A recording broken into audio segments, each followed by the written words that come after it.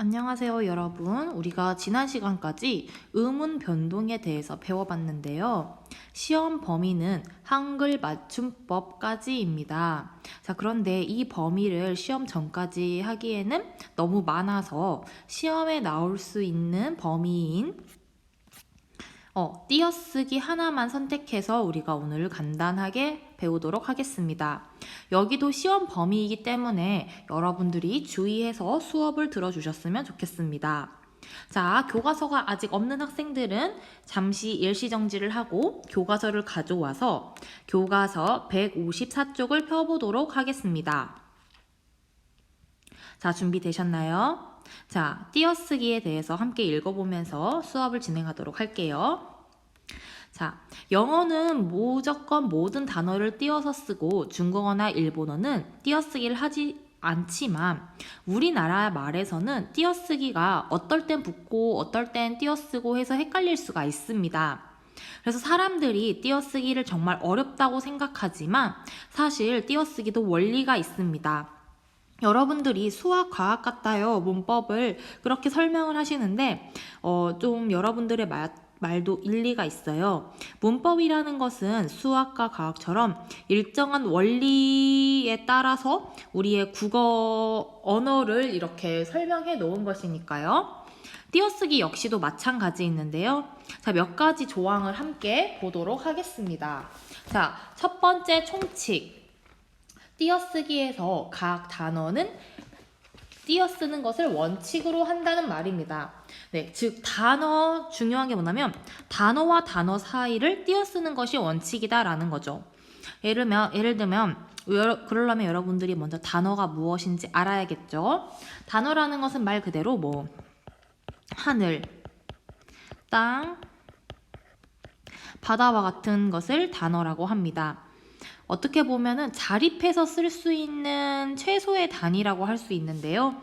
그래서 만약에 하늘, 땅, 바다를 붙여 쓰는 것이 아니라 만약에 이 세 단어를 쓴다면 이렇게 사이사이 띄워주는 것이 원칙이다라는 것이죠. 그 대신에 두 번째, 우리가 문장에 있어서 언제나 단어만 이렇게 하늘, 땅, 바다만 쓰지 않죠. 우리는 문장을 쓸 때 늘 조사라는 것을 같이 씁니다. 그래서 조사가 함께 있어야 되는데 조사는 띄어쓰지 않고 앞말에 붙여 쓰는 것이 원칙이라는 거죠. 자, 예를 들어 하늘이 파랗다 라는 문장이 있습니다. 자, 그럼 어디에서 띄워야 할까요? 여러분들이 본능적으로 알고 있을 것입니다. 바로 하늘이 띄고 파랗다가 맞다는 것이죠. 그래서 사실 단어로 치면 하늘, 그다음에 이 조사는 하나의 단어로 취급을 해요. 그다음에 파랗다 해서 원래 단어는 3개입니다. 선생님 그러면 하늘 띄고 이 띄고 파랗다 아닌가요? 라고 물어볼 수 있죠. 그런데 예외로 조사는 붙여 쓰는 것이 원칙이기 때문에 하늘과 이를 띄지 않고 하늘이 띄고 파랗다 해서 하늘이는 붙여준다는 것이 원칙입니다. 여기까지 이해되셨나요? 여기까지는 어렵지 않죠? 예를 들면 다른 문장을 한번 해볼까요? 예를 들어 한이는 키가 크다라는 문장이 있습니다. 자, 그럼 여기에서 띄어쓰기를 어떻게 해야 될까요? 하은이 띄고 는 띄고 키가 띄고 크가 뜰까요? 한번 여러분들이 잠시 일시정지를 해놓고 어디에서 띄워야 할지 체크해 봅시다. 네, 풀어보셨나요? 자, 하은이는 띄고 키가 띄고 크다 이렇게 띄었어야겠죠. 왜냐하면 원래 단어대로라면 하은 다음에 이 따로 는 따로 키 따로 가 따로 크다 이렇게 해서 하나 둘 셋 넷 다섯 6개의 단어로 이루어져 있지만 일단 조사를 서로 붙여주면 되는 거죠. 여기서 이도 조사이기 때문에 붙이고 는도 조사이기 때문에 붙이고 가도 붙이고 해서 하은이는 키가 크다 이렇게 띄어 쓰는 것입니다. 원리를 이해하셨나요? 그러니까 조사는 여러 개가 나오더라도 일단 조사는 여러 개 있더라도 다 붙여 쓴다는 것을 여러분들이 생각하시면 될 것 같아요.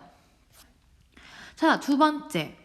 의존명사는 띄어 쓴다. 자, 의존명사란 무엇일까요? 옆에 보면 관용어의 수식을 받아야만 쓸 수 있는 명사라고 합니다. 자, 예를 들면은 의존명사에 쓰인 문장이 가장 대표적인 예로 옆에 예시를 써봅시다. 아는 것이 힘이다 라는 문장이 있습니다. 자, 이쯤 되면 이 이다를 붙인다는 건 여러분도 알겠죠? 그래서 힘이다는 함께 붙입니다. 이 이도 역시 붙이겠죠. 자, 여기서 말하는 의존명사라는 것은 이 것입니다. 이렇게 관용어, 수식하는 관용어의 수식을 받아서만 쓸 수 있는 것이죠. 예를 들면 이 것만이라는 단어는 없어요. 것, 이것만은 없죠. 보통 이 것, 아는 것 이런 식으로 앞에 뭔가 수식해야 하는 것들이 있는 것을 의존명사라고 합니다. 그래서 지금 이것 같은 경우에는 이 아는과 것 사이에 띄어쓰기가 필요하다는 거죠. 그래서 의존명사를 띄었어야 된다는 얘기는 아는 띄고 이거 붙여 쓰는 거 방금 조사는 붙여 써야 된다고 말했어요. 아는 것이 띄고 힘이다. 이다는 서술격 조사라서 붙여야 합니다. 그래서 띄어쓰기가 이렇게 되는 것이죠. 이 의존명사는 것 외에도 할 수 있다에 할 수 있다. 이 수. 그 다음에 네가 뜻한 바를 알겠다. 떠난 지가 오래다. 그러니까 전 여자친구가 떠난 지가 오래되었어 할 때 그 지. 떠난 여기 붙여 쓰지 않습니다. 띄고 지가 해서 이 지도 의존명사라고 할 수 있죠. 자, 여기까지 이해되시나요? 그러니까 뒤에 앞에 수식하는 애가 있어야지 쓸 수 있는 이런 의존명사인 친구와 그 관용어 사이에는 단어 띄어 쓰는 것이 원칙이기 때문에 띄어 쓴다는 거 명심하시고요. 자, 다음. 단위를 나타내는 명사는 띄어 쓴다. 자, 단위를 나타내는 명사 무엇이 있을까요? 그렇죠. 여러분들이 아는 거. 뭐 사과 몇 개 할 때 개, 나무 몇 그루 할 때 그루. 그다음에 돈이라면 몇 원 같은 이러한 단위를 나타내는 명사. 우리가 국어에서는 생각보다 이렇게 단위를 나타내는 명사가 많죠. 이러한 것들 역시 다 띄었습니다. 그래서 차, 한, 대 띄었어야 된다는 얘기고요. 그다음에 뭐 사과, 새, 개 이런 경우 다 띄었어야 해요. 다만 순서를 나타내는 경우나 숫자와 어울리는 경우엔 붙여 쓸 수 있다. 띄어 쓰는 게 원칙이지만 붙여도 인정해 준다는 것이죠. 예를 들면 첫째, 둘째 이런 거 같은 순서를 나타내는 말 혹은 숫자, 세 개인 경우 이런 식으로 이런 숫자와 함께인 것은 붙여 쓰는 것도 인정해준다 이것입니다. 그것이 아닌 이런 한글로 쓰는 경우, 순서를 나타내는 경우가 아닌데 숫자를 한글로 쓰는 경우에는 띄어 쓰는 것이 원칙입니다. 그 다음, 보조 용어는 띄어쓰을 원칙으로 하되 경우에 따라 붙였음도 허용한다. 자, 보조 용어이라는 것은 여러분들이 쉽게 생각하면 예를 들면 간다라는 것은 그냥 본 용언이죠. 근데 이러한 본 용언 옆에 붙어서 문법적 의미를 도와주는 용언을 보조 용언이라고 합니다. 예를 들면 쓰레기 편지로 합시다. 편지를 버렸다 와 편지를 정말 나쁜 사람이에요. 찢어버린 사람이 있습니다. 자, 이 편지를 버렸다라는 것의 의미는 편지를 쓰레기통에 슉 하고 넣어버린 걸 의미하죠. 근데 편지를 찢어버렸다라는 의미는 이게 조금 편지를 찢었다보다 팍 하고 편지를 이렇게 찢어버린 것. 어떻게 보면 완료의 형태 아니면 그러한 것을 의미하는데요. 그러니까 찢어서 버린 게 아니라 편지를 찢은 행동을 어떻게 편지 찢어버렸어 라고 하는 완료의 행동을 나타내는 것. 이런 것들을 보조 용언이라고 해요. 여기에서 말하는 이 버렸다. 이 버렸다는 본용언입니다. 아니에요. 얘는 어떠한 행위를 나타내는 뜻을 가지고 있잖아요. 본 용어는 뜻이 없습니다. 사실 이 찢었다라고 하는 것만으로 충분히 의미가 되는데 찢어버렸다라고 해서 어떻게 보면은 문법적 기능을 추가해 주는 거예요. 이 버렸다 자체만으로는 찢어버렸다는 그 느낌을 나타내지 못하죠. 그러니까 조금 더 억양이나 뉘앙스를 조금 더 도와주는 문법적인 기능을 하는 것을 보조 용언이라고 합니다.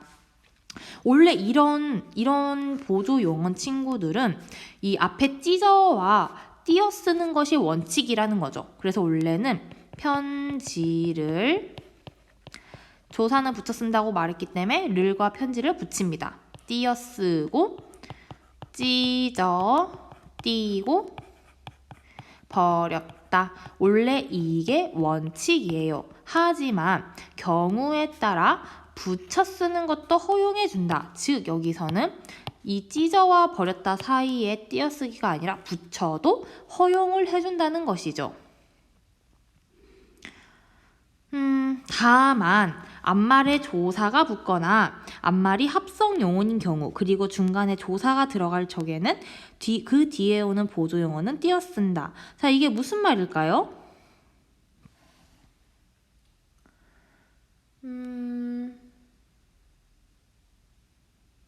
예를 들면 이런 거죠. 편지를 아이고 너무 자리가 모자라네. 자, 여기 위에 지우겠습니다.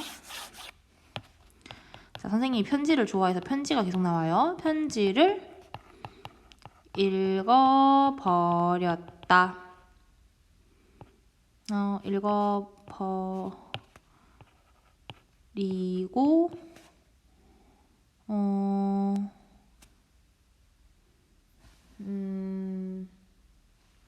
읽어버리다? 아니다. 읽어보다가 낫겠네요. 읽어보고 보았다. 읽어보았다.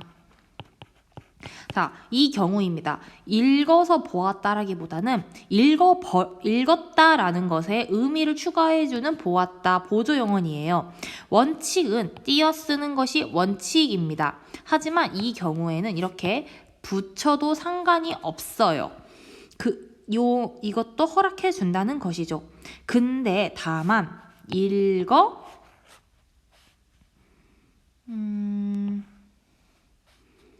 들면 읽어도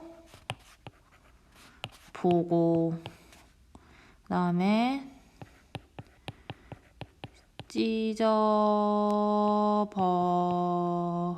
아니야 이거 봅시다. 읽어도 보고 다시 펴서 보고 이런 식으로 이 가운데에 중간에 조사가 들어가는 경우 이런 경우에는 꼭 띄었어야 된다는 얘기죠. 그러니까 읽어도 보고 이렇게 붙여 쓰는 것이 아니라 읽어보다 자체는 붙여 써도 상관이 없지만 이 사이에 무엇인가 이물질, 조사 같은 것이 들어가는 경우엔 띄었어야 된다는 것이죠. 그래서 읽어도 띄고 보고 이렇게 써야 맞는 표현이라는 것입니다. 자, 그래서 지금 이 조항들을 종합해 보면 원래 애초에 이 띄어쓰기라는 것은 조사를 제외하고 나서는 다 띄어쓰는 게 맞죠.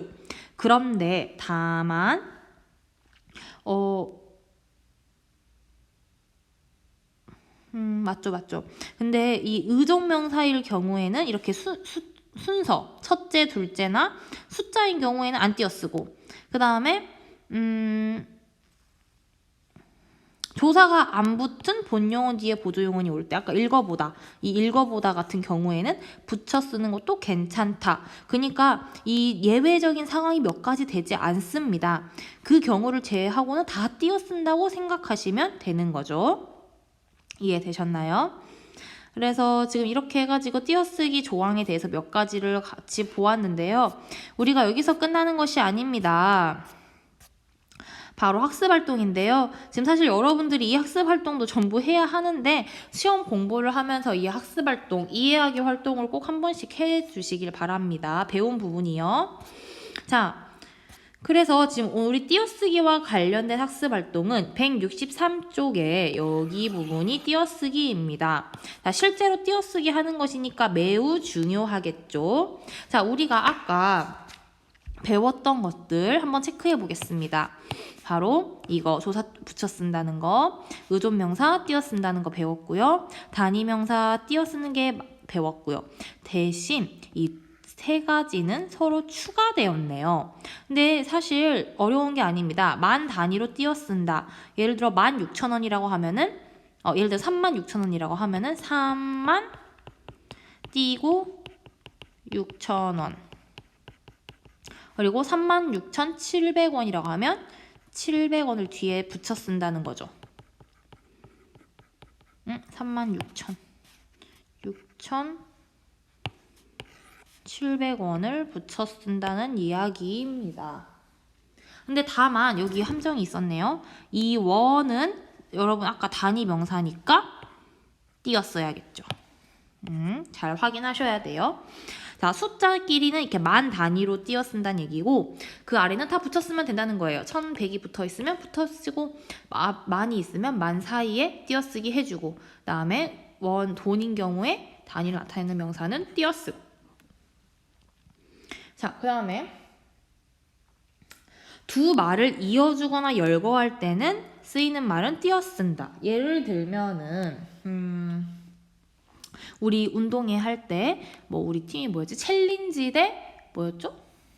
챌린지랑 뭐 기억이 안 나네요. 챌린지 어쨌든 그러면 그냥 청군과 백건으로 하겠습니다. 네, 그래서 청팀 대 백팀 이런 경우에 이 이어준 말, 두 말을 이어주고 있는 게 바로 이 대죠. 이 사이에는 띄었어야 된다는 얘기죠. 그래서 청팀 띄고 대 띄고 백팀 이렇게 해줘야 된다는 의미입니다. 단, 이제 단음절로 된 단어가 연이어 나타날 때는 붙였을 수 있다. 예를 들면 한입, 두입 같은 경우 원래 이 단위죠? 띄었어야 됩니다. 한 입 띄고 두 띄고 입 이렇게 다 띄었어야 되는데 이렇게 다 띄었으면 너무 다 띄워야 되니까 이렇게 단음절로 하나의 음절인 글자가 한 글자인 단어가 계속 이렇게 여러 개 나타나는 경우에는 이걸 띄어 쓰지 않고 붙여줄 수 있다는 얘기죠. 대신 이 앞에 두 친구만. 그래서 한 입 띄고 두 입. 이 친구들 사이끼리는 붙여줄 수 있고 이 사이에만 띄워준다는 의미입니다. 자, 잠시 일시정지를 누르시고 아래 이 예시문을 한번 띄워보도록 하겠습니다. 자, 다 띄어쓰기 해보셨나요? 여러분들이 실제로 띄어쓰기 하는 것은 매우 중요합니다. 앞으로도 살아가면서 띄어쓰기는 쓰기 때문에 여러분들이 꼭 연습하셨으면 좋겠어요. 자, 한번 띄워봅시다. 자, 여기 나만큼이나 그녀도 첫사랑의 기억을 지우는데 많은 시간이 걸렸을 것이다. 자, 먼저 나만큼 붙여야 될까요? 띄워야 될까요? 네, 붙입니다. 이거 조사죠? 붙여요. 이 인하는요? 얘도 조사이기 때문에 붙였습니다. 그래서 이 첫 번째 뭉텅이는 다 여기에서 띄었어야 해요. 나만큼이나 붙이고 그다음 띄고 그녀도 여기 조사이기 때문에 붙입니다. 띄고 첫사랑에 띄고 지금 조사들을 다 붙이고 있어요. 여기 띄어쓰지 않습니다. 첫사랑의 기억을 지우는데 많은 띄고 시간이 띄고 걸렸을 것이다. 자, 이게 맞을까요? 네, 선생님이 일부러 틀렸어요. 가운데에 띄어쓰기를 더 많이 해야 돼요. 자, 왜일까요? 그렇습니다. 바로 의존명사를 띄어쓰는 걸 선생님이 빼먹었는데요. 자, 의존명사를 한번 찾아볼까요? 그렇습니다. 바로 이 대와 것이 의존명사예요. 관용어의 수식을 받아서 혼자 쓰일 수 없는 단어들입니다. 그래서 뒤에 앞에 있는 지우는 네, 수식을 받고 있어요. 그래서 지우는과 대 사이에 한번 띄어쓰여져야 합니다. 의존명사는 띄어쓰기 때문이죠. 그 다음 걸렸을 것이다 사이에도 역시 이 것이 대표적인 의존명사예요. 걸렸을이라는 관용어 뒤에 수식을 받고 있는 의존명사이기 때문에 걸렸을 띄고 것이다가 맞습니다. 자, 여기는 단어와 단어 사이이기 때문에 띄는 것 알고 계시죠? 여기 띄어쓰기 해야 된다는 사실은 여러분들이 많이 아실 거라고 생각합니다. 단어가 다르죠? 자, 그 다음입니다. 이걸 사려면 지금 당장 5만원 내지 58,000원이 필요해. 아, 이거 조금 어렵습니다. 여러분들이 주의해서 잘 집중해 주시길 바랍니다. 일단 처음에 쉽습니다. 자, 이걸 띄고 사려면 띄고 여기까지 쉽죠? 지금 이것도 단어 하나죠? 띄고 당장 띄고 자, 이제 여기서부터 어렵습니다. 자, 여기가 어렵고 여기 이 뒤에 필요해까지죠. 자, 그럼 여기 사이를 어떻게 띄었어야 될까요? 자, 여기 수는 만 단위로 쓴다 라고 배웠어요. 자, 만 단원으로 한번 떼볼까요? 5만원. 끝이네요. 그러면 5만원 띄고 지금 이 내지라는 것은 5만원과 58,000원을 이어주고 있죠. 그래서 두 말을 이어주거나 열교할 때 쓰는 말은 띄어쓴다. 그래서 내지 앞뒤로 다 띄어줘야 돼요. 그쵸? 그래서 당장 띄고 5만원 띄고 내지 띄고 58,000원인데 여기서 끝난 것이 아닙니다. 아까 말한 것처럼 단위를 나타내는 명사는 어떤다고요? 띄어쓰죠. 여기에서 단위를 나타내는 말이 무엇일까요? 그렇죠. 바로 이 원이죠. 돈을 세는 단위잖아요. 그래서 이 원 앞에서도 띄어줘야 합니다. 자, 그리고 아까 말한 것처럼 만 단위로 띄었어야 되기 때문에 5만까지는 만 단위 하나고 여기도 5만 단위하고 그 뒤에 8,000원이 있기 때문에 만 단위로 띄어야 해서 5만 띄고 8,000 띄고 원입니다. 이 부분 헷갈릴 수 있으니 꼭 기억해 두세요. 그래서 이 부분 다시 적으면 5만 띄고 원. 자, 여기는 그 단위라서 단위를 나타내는 명사라서 띄었고요. 앞에 말과 뒤에 말을 연결해주는 애도 띄어야 되고요. 5만, 만 단위이기 때문에 한번 띄고 8,000 붙이고 그 다음에 원은 또 다시 단위이기 때문에 띄워줘야 합니다. 그래서 5만 원 띄고 내지 띄고 5만 띄고 8,000 띄고 원이 띄고 필요해. 자, 이해되셨나요? 자, 이 부분이 이해가 되지 않는다면 꼭 질문 카톡에 오셔서 질문을 하셔야 합니다. 자, 이렇게 해서 오늘 간단하게 띄어쓰기의 원리와 띄어쓰기를 함께 직접 한번 학습 활동 해보았는데요. 여러분들이 이 정도만 알아도 평소에 살면서 띄어쓰기 때문에 헷갈릴 일은 없을 것 같습니다. 자, 그럼 꼭 이해가 되지 않는다면 계속해서 반복해서 보시고요. 우리는 월요일에 뵙도록 하겠습니다. 자, 1학년 친구들 힘내봐요.